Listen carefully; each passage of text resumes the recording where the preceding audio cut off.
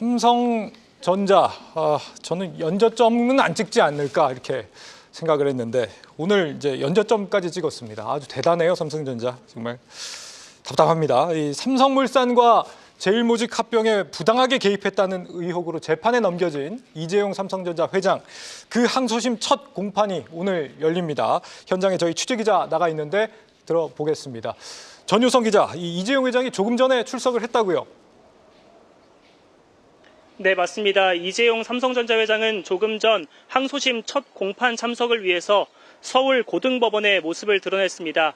이 회장은 오늘 현장에서 심경과 입장을 묻는 취재진의 질문에 별다른 메시지를 남기지는 않았습니다.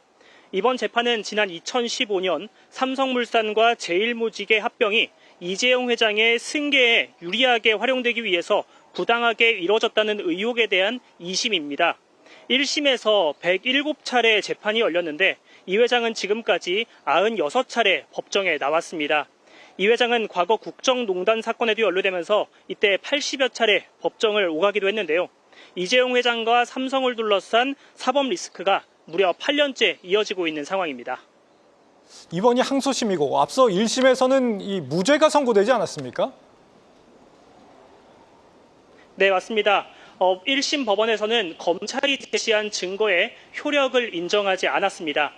삼성물산과 제일모직의 부당합병 의혹은 삼성바이오로직스의 분식회계 의혹과도 관계가 있는 이슈입니다.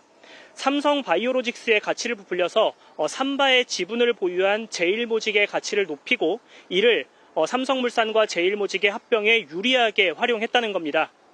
검찰의 핵심 증거는 삼성바이오로직스를 압수수색해서 확보한 서버 그리고 미래전략실 직원들의 휴대전화였는데요.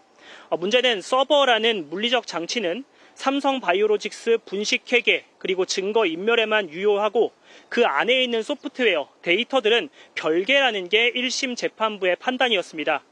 결국 압수한 서버에서 찾은 데이터를 부당합병의 증거로 활용하기 위해선 데이터 선별 작업이 필요했는데 검찰이 이런 증거를 선별하는 작업이 미흡했다는 게 1심 법원 판단입니다.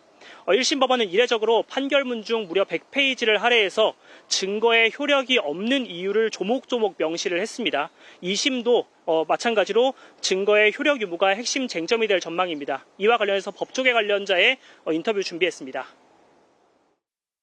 증거인멸이라는 사건에서 하드디스크라는 물리적인 실체에 대해 압수수색영장을 받았다 해도 공범에 대한 사건에서는 그 하드디스크 안에 있는 정보를 하나하나 구체적으로 특정해야 돼. 그렇게 영장을 안 받았고 몽땅 다 증거로 쓰는 게 아니고 일부를 빼내야 되는데 그때 폴더만 쭉 보여줬기 때문에.